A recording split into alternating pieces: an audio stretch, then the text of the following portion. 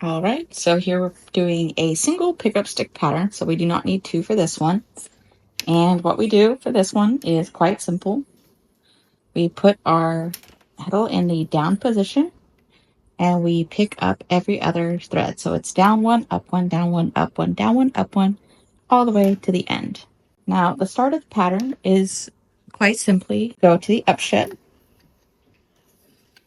pass through, down,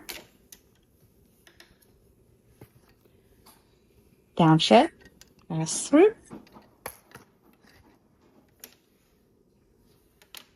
up shed, pass through,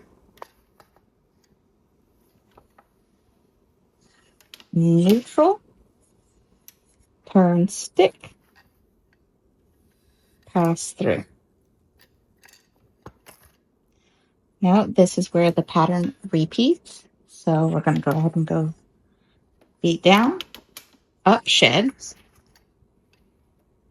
pass through, beat down, down, pass through,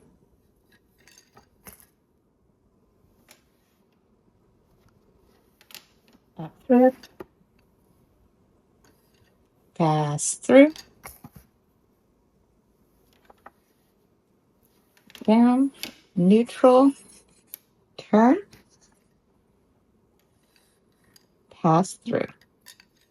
And again, we just can repeat this for about 3.5, 4 inches, and we'll have this little nice cozy. Let's go ahead and get a close-up look at the pattern. All right, so you see right here, we have a close-up look at the pattern. Just creates this nice little look right here.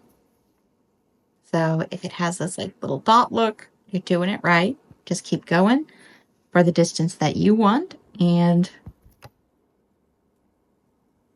for the distance that you want. Now this is just a basic float pattern. So you're just creating these nice little